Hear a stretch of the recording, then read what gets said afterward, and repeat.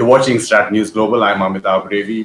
Joining us from Moscow is Dmitri Trenin. He's the director of the Carnegie Russian Center, and from New Delhi, the distinguished fellow with the ORF, Nandan Unnikrishnan, both Russian experts. Thank you so much, both of you, for joining us. You're welcome. Господин Тренин, немножко по-русски я могу говорить. I won't take too much of your time there, but just to get straight down to the point of Vladimir Putin and the constitutional amendments there. Now, it's a whole package, almost 200 different amendments, whether it's pension reform, wages, language, history, the Second World War, no gay marriages. But everybody, at least outside Russia, is looking at it in terms of President Putin elongating his term, resetting his term for another 2 presidential terms, which takes him up to 2036. How is it viewed in Russia? Well, some people view it exactly the same way. In Russia, these people mostly voted against amendments to the Constitution, and precisely because the Constitution now allows Vladimir Putin to stand for election in 2024 and then potentially also in 2030 and finishing the next 2 terms in 2036. But most other people focus on other things. Most people worry about more mundane things like their pensions rising every year in an obligatory fashion and stuff like that. And then, again, whether it's Western media construct a Western narrative or not, the view is that this is another Xi Jinping, a leader for life, so as to speak. How do you look at it? Well, you should be careful with Vladimir Putin. He is someone whose strategy you can see, or rather his strategic goals, you can see, you know where he's coming from, and you kind of know where he's going. But anything in between is unknowable.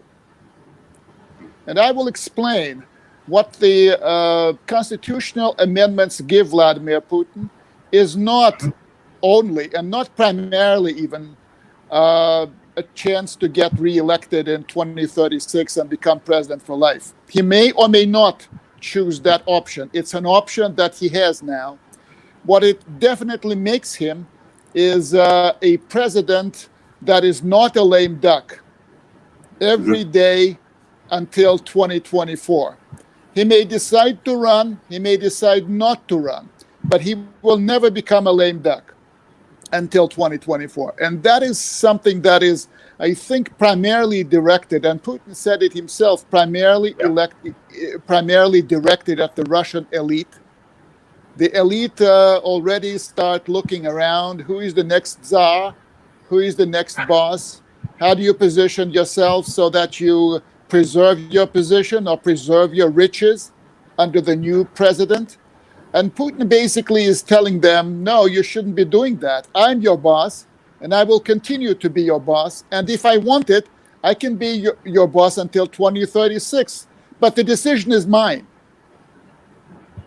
I can only add to that, Amitabh. Yeah, well, the last time we interviewed you, you said there's no way that he's walking away into the Siberian sunset. Yeah, my point is that if he feels that his goals of ensuring Russia's sovereignty, of ensuring Russia's place in the world are unmet, and it requires his leadership to continue to achieve those targets, then of course he's not walking into the sunset. If he feels that his departure is going to lead to instability, I don't think he's going to leave. But what I wanted to say was one very simple thing, that so far from 2020, the Western world has repeatedly tried to predict Putin. And so far, they have not once succeeded in predicting his next action.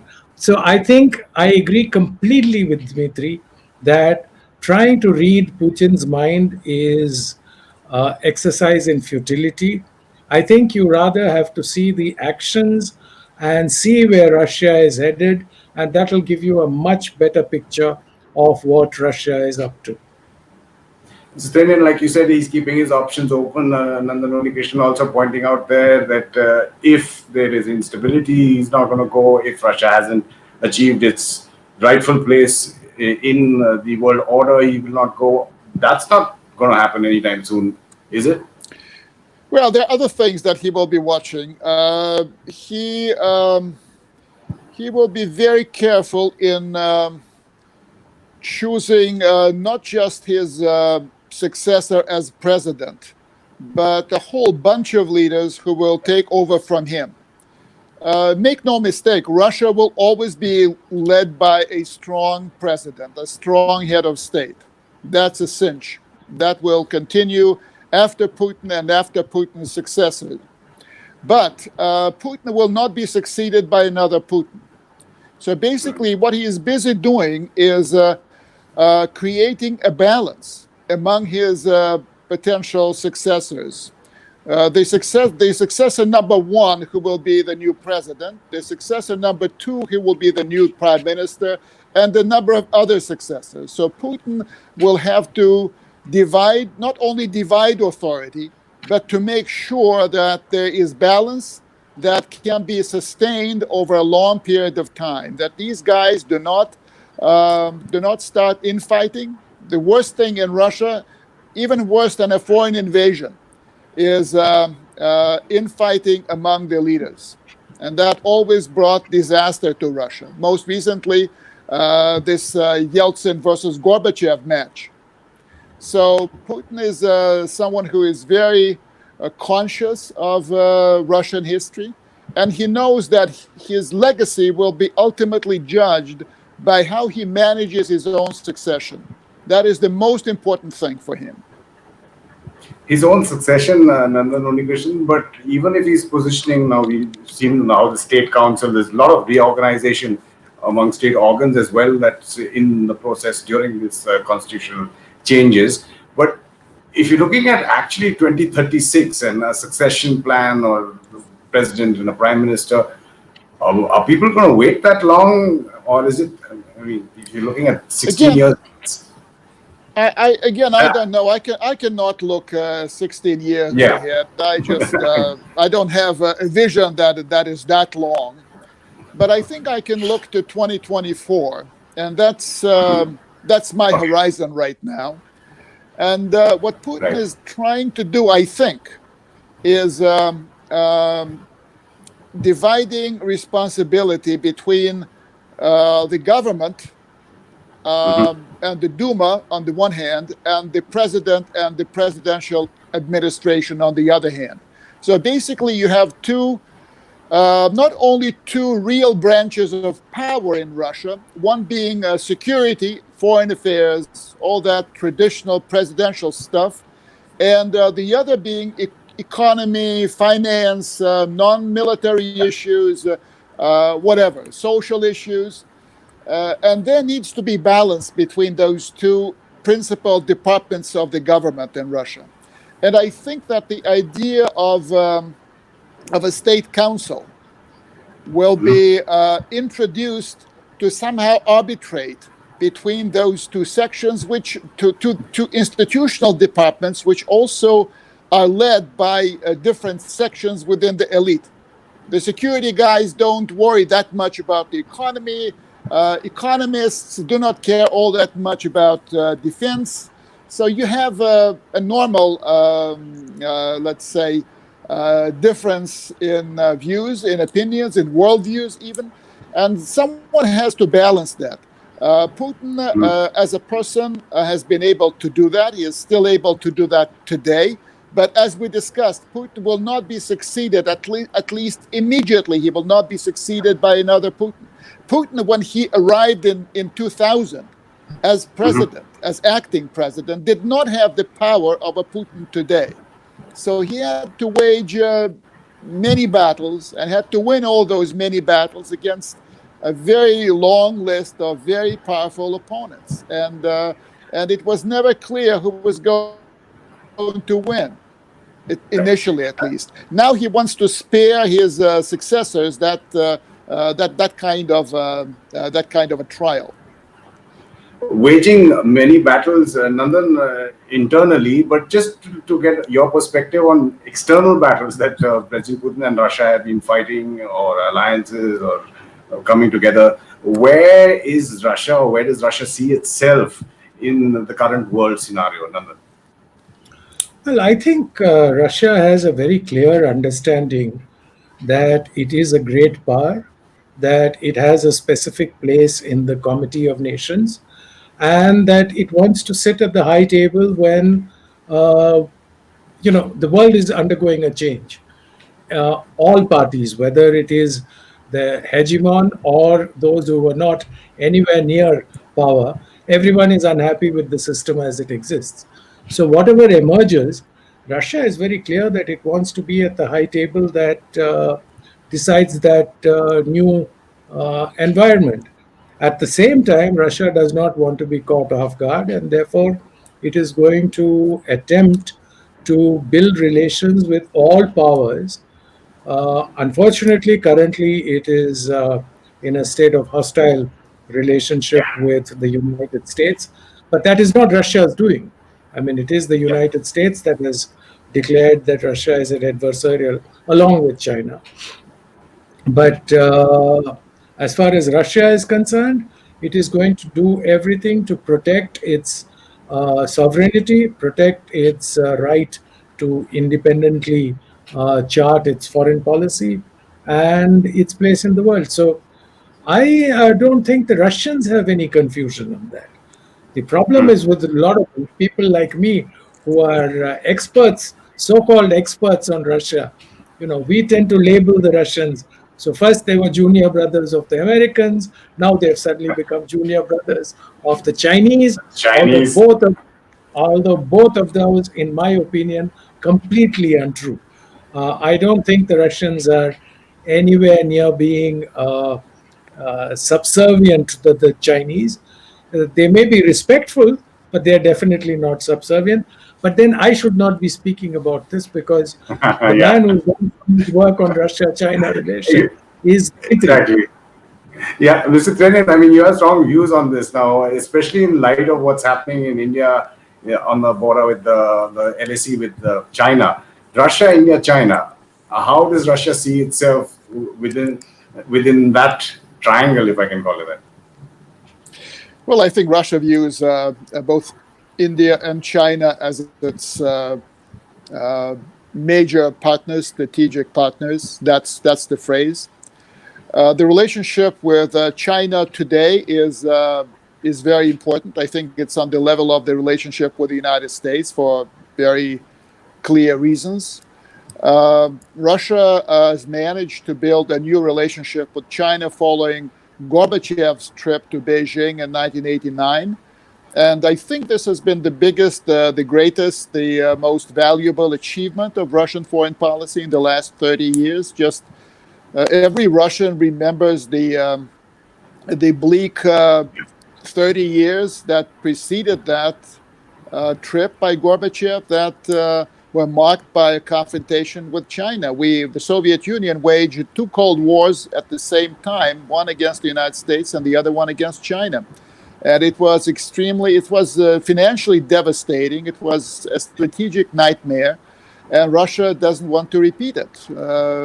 So the relationship, I think, is now based on what to me looks like a very reasonable formula, which reads, we will never be, we meaning Russia and China, we will never be against each other, but we do not always have to be with each other.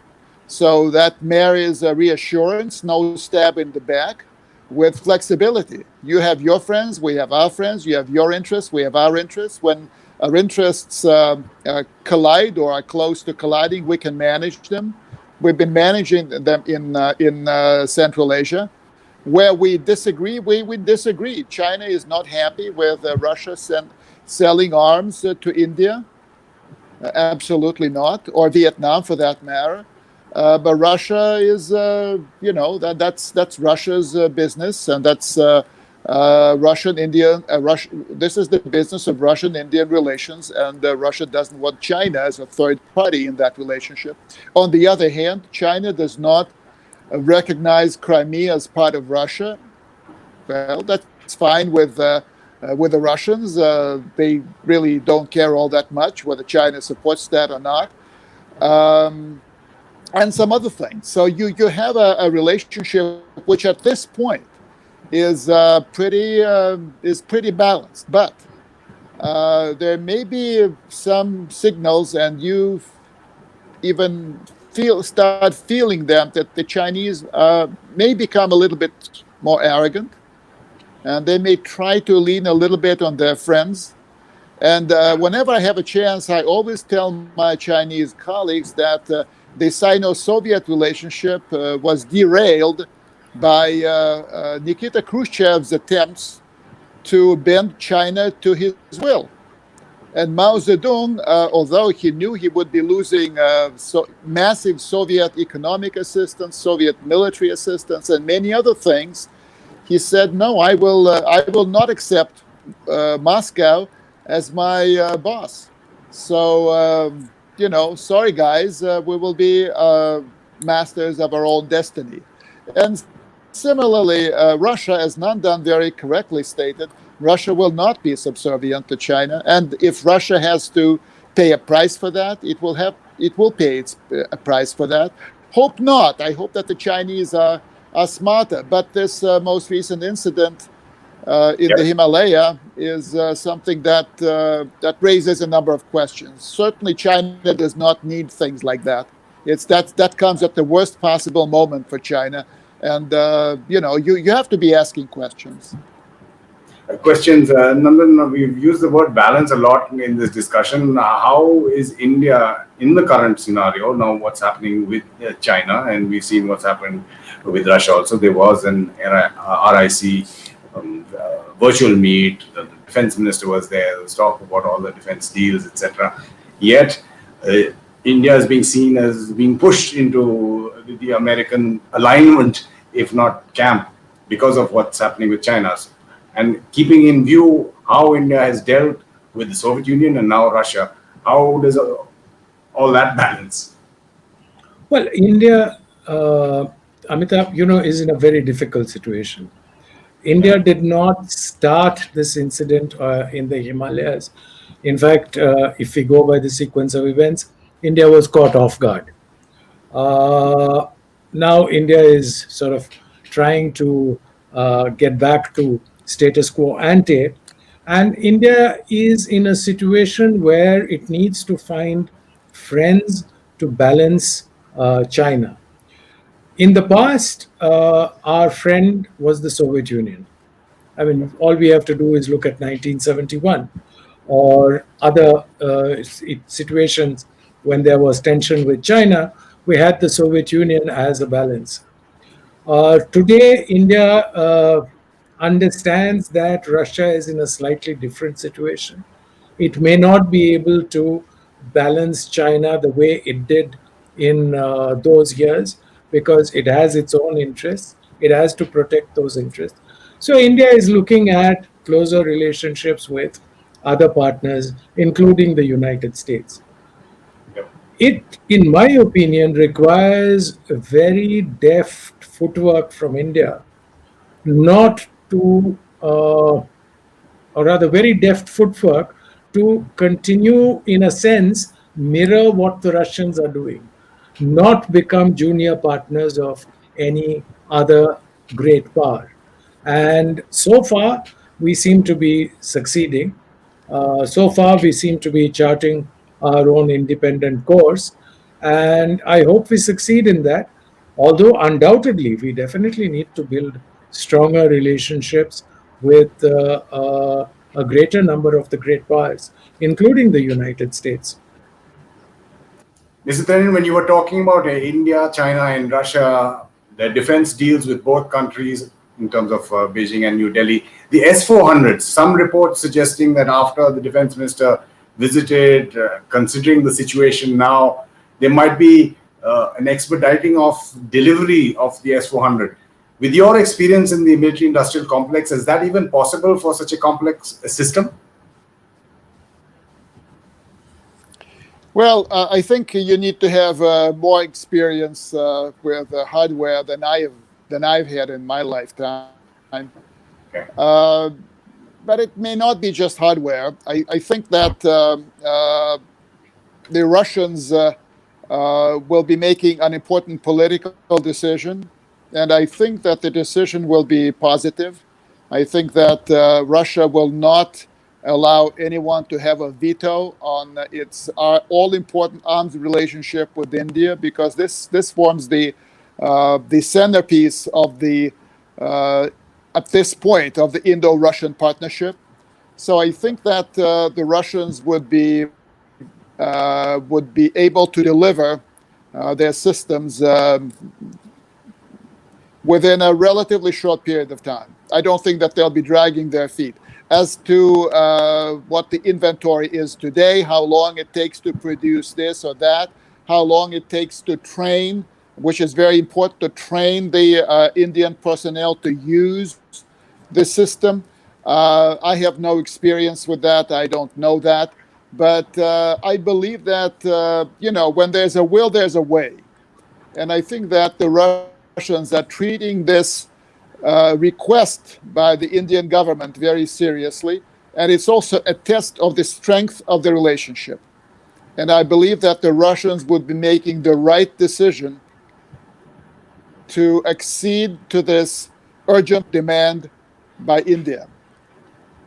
Right. And there's another question, of course. The United States is not happy with Russia, with India. There's another issue, of course. The United States is not very happy with India buying, or any other country for that matter, buying the S-400 system.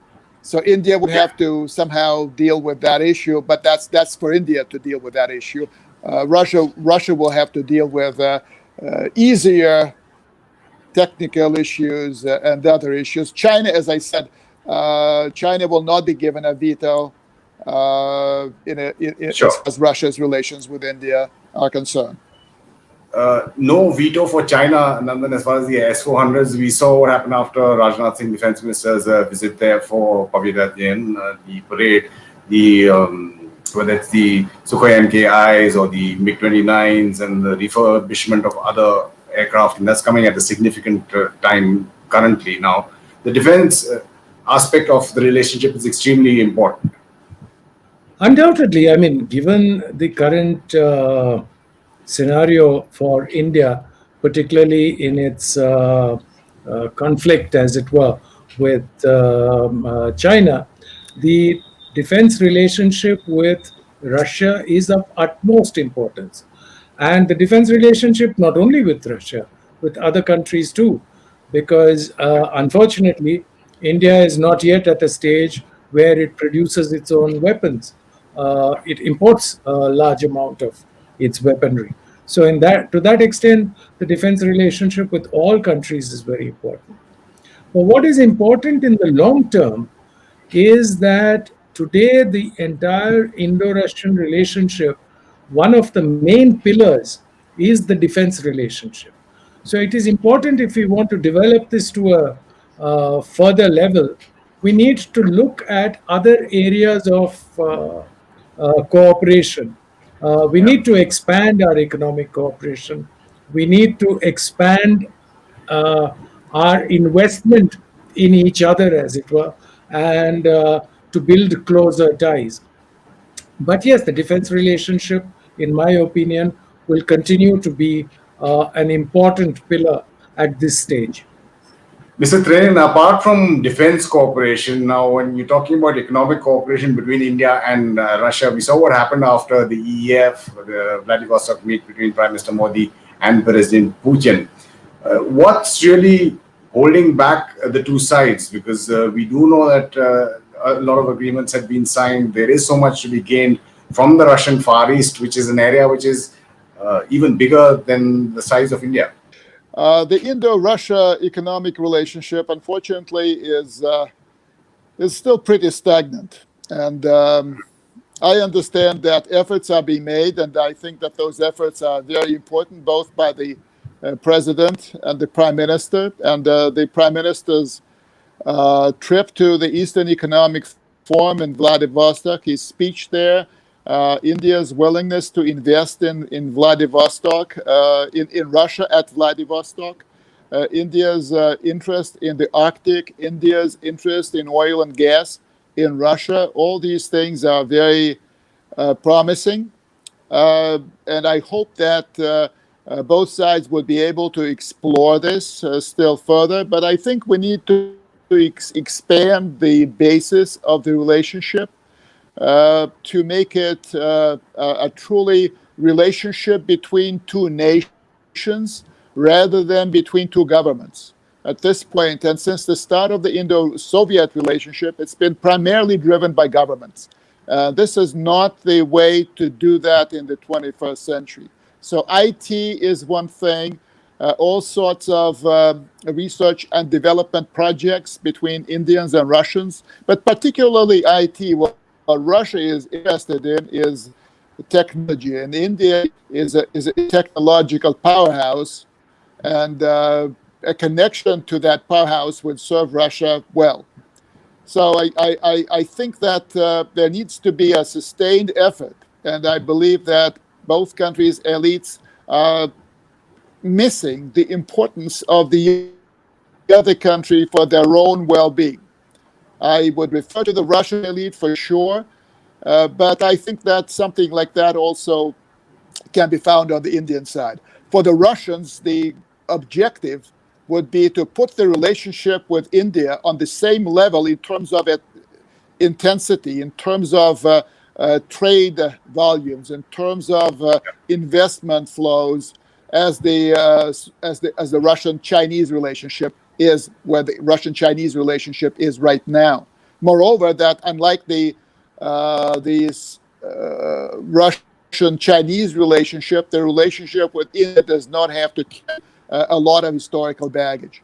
So that's something for both countries' elites, for the expert communities, for politicians to start working seriously. The 21st century, India is a big resource for Russia. And I'm sure that Russia can be a very big resource for India, not just in terms of arms trade, but in terms of many other issues. Right. And Nandan, just asking you now, I mean, in IT that we can give them, but the Far East, whether it's gas, minerals, diamonds, timber, there's so much that both can gain. There was a line of credit that was set up as well so that Indian businesses could invest in the Far East. So what's holding it back now? No, there is, you see, the Prime Minister and the President, as Dmitri said, have just started. They have outlined a roadmap. And that roadmap actually really started in May 2018 when the two leaders met in Sochi. And it'll take time for that roadmap to be sort of, for that road to be traversed. And I think the start is good. The question is, and I 100% support what Dmitri is saying, unless you engage Russian and Indian civilian elites in this relationship, then you're going to be restricted at the level of government to government. And at the level of government to government, there is really not much scope to expand. But if you can engage the civilian elites, business elites, show them that both countries have tremendous capacities to absorb resources from each other, whether financial, knowledge resources, or otherwise. And if the two governments succeed in that, and that's part of the plan, if they succeed in that, I think this relationship will last many, many centuries further. Nandan Unnikrishnan and Dmitri Trenin, thank you so much for joining us from Moscow and from Delhi. It was a lively discussion. And for all our viewers, you can just log on to stratnewsglobal.com to get the latest news and analysis from around the world from an Indian perspective. Do follow us on our social media handles, whether it's Twitter, Instagram, or Facebook, and just click on that bell icon in YouTube if you want to get reminders for notifications when we put up videos like this. You're watching StratNews Global. I'm Amitabh.